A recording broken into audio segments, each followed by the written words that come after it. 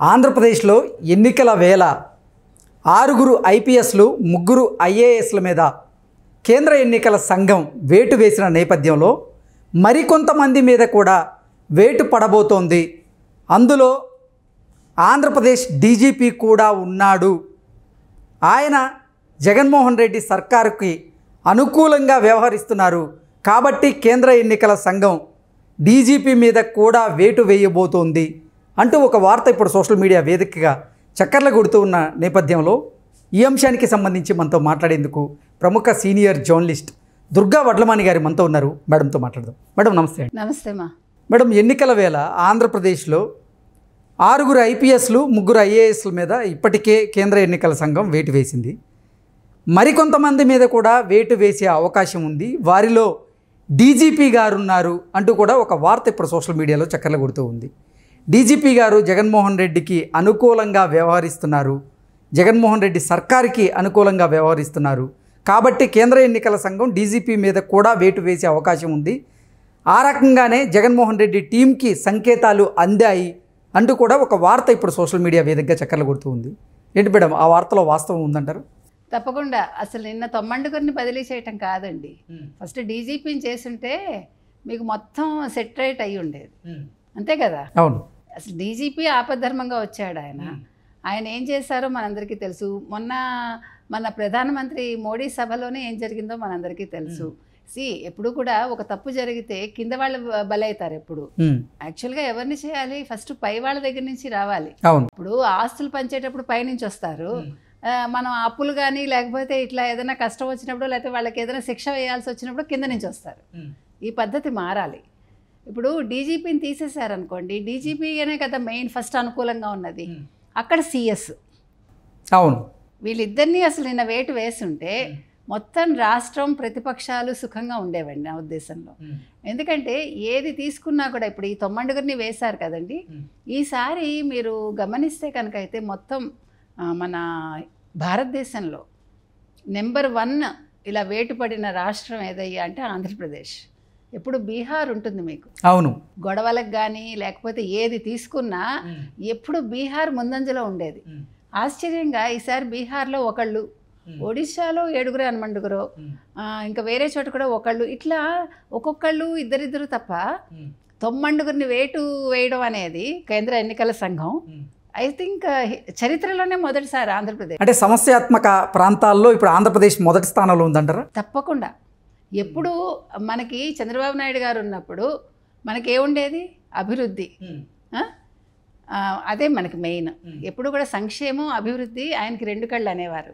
ఆ రెండింటితోటి మీకు ఆంధ్రప్రదేశ్ వైపు ఎవరు ప్రజలంతా కూడా ఒక ఐటీ ఇక్కడ ఏదో జరుగుతోంది అని ఒక దృష్టితోటి ఉండేవాళ్ళు. యువత కూడా చాలా ఇక్కడికి వచ్చేవాళ్ళు, irrespective of caste, read, language, అంటే ఏ భాష వాళ్ళైనా ఇక్కడికి వచ్చి, ఇప్పుడు హైదరాబాద్ డెవలప్మెంట్ వారి వల్ల అయింది కాబట్టి మనకు అదే ప్రత్యక్ష ఉదాహరణ. సో ఆ రకంగా చూసుకుంటే ఆంధ్రప్రదేశ్ ఎప్పుడు కూడా నెంబర్ 1లో ఉండేది. ఇప్పుడు మనం గొడవల్లో ముఖ్యంగా గంజాయి ప్రదేశ్గా, డ్రగ్స్, చాక్లెట్ డ్రగ్స్ పిల్లలకు కూడా అలవాటు చేసి ఇటువంటి ప్రభుత్వం ఎక్కడైనా ఉంటుందండి? మద్యం, ఆయన ఏం చెప్పొచ్చాడు? ఆయన 5 ఏళ్ల తర్వాత మద్యపాన నిషేధం చేసి మీ దగ్గరికి ఓట్లు అడగడానికి వస్తాను అన్నాడు. ఒక్క ఛాన్స్ అన్నాడు. అందుకే ప్రజలు తెలివైన వాళ్ళు, మీరు గుర్తుపెట్టుకోండి. ఒక్క ఛాన్సే అడిగాడు ఆయన, 2వ ఛాన్స్ అడగలా. మీకు అర్థమైందా? ఒక్క ఛాన్స్ ఇవ్వండి అన్నాడు కూడా ఒక ఛాన్స్ ఇచ్చారు. 5 ఏళ్లలో ఆయన చుక్కలు చూపించాడు. ఇప్పుడు ప్రజలు కూడా ఓట్ల ద్వారా ఆయనకు చుక్కలు చూపిస్తారు నా ఉద్దేశం. ఓకే.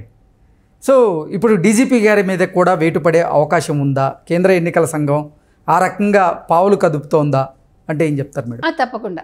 ఇప్పుడు కేంద్ర ఎన్నికల సంఘం నెక్స్ట్ దృష్టి సారించాల్సింది డీజీపీ మీద. ముఖ్యంగా డీజీపీ గారిని సెటరైట్ చేసి, అంటే ప్రభుత్వానికి అననుకూలంగా ఉండే ఏ ఆఫీసర్ అయినా, అంటే నిజాయితీగా ఉండే ఒక డీజీపీని వేస్తే మనకి ఎన్నికలు సజావుగా సాగుతాయి. ఎక్కడ అంటే ఇప్పుడు ఇవాళ ఈవీఎంస్ కూడా పట్టుబడ్డాయి, మీకు గుర్తుంటే. సో ఇలాంటివన్నీ జరగవు.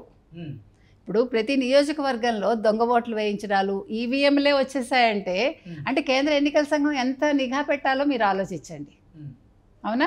అంటే దీన్ని తేలిగ్గా తీసుకోకూడదు. ఇప్పుడు ఆంధ్రప్రదేశ్ అనేది ఇప్పుడు అలర్ట్గా ఉండాల్సిన రాష్ట్రంగా తయారైంది ప్రతి విషయంలోనూ. అంటే చెడు జరిగే విషయాలన్నీ కూడా, నాట్ మంచి, ఏదైతే జరుగుతుంది ఇప్పుడు, అయ్యో ఓట్లు ఇట్లా రిగ్గింగ్ జరుగుతుంది, లేదా దొంగ ఓట్లు పడతాయి, దొంగ మెషిన్లే వచ్చేసినప్పుడు, ఇవాళ ఈవీఎంలు వచ్చినప్పుడు, ఇంకా అప్పుడు అధికార పక్షంలో ఉండే వాళ్ళు ఏ రకంగా ఉన్నారని మనం అర్థం చేసుకుంటాం. అంటే వాళ్ళు ఎంత కుటిల రాజకీయాలు చేస్తున్నారు, వాళ్ళ బుర్రలో ఎన్ని దొంగ ఆలోచనలు ఉన్నాయి అనేది మనం గ్రహించాలి. ఈవీఎంల వ్యవహారం బయటపడిన నేపథ్యంలో కేంద్ర ఎన్నికల సంఘం జగన్మోహన్ రెడ్డి సర్కార్ మీద ఏదైనా చర్యలు తీసుకునే అవకాశం ఉందా? అంటే తీసుకుని తీరాలండి తప్పకుండా. అసలు వాళ్ళు ఈ పాటికే పొద్దుననగా వస్తే ఇంతవరకు ఏం చేస్తున్నారో మనకు తెలీదు.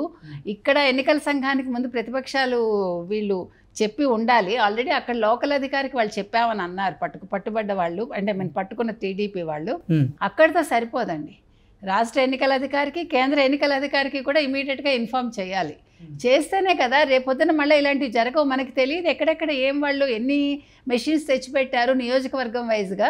ఇది ప్రతి ఒక్క టీడీపీ కార్యకర్త కానీ, కూటమి కార్యకర్తలు కానీ, అంటే జనసేన కానీ, బీజేపీ కానీ, వాళ్ళు 1000 కళ్ళతో ప్రతి ఒక్క అంశాన్ని వాళ్ళ జిల్లాల్లో, వాళ్ళ మండలాల్లో కూడా వాళ్ళ దృష్టి సారించాలండి.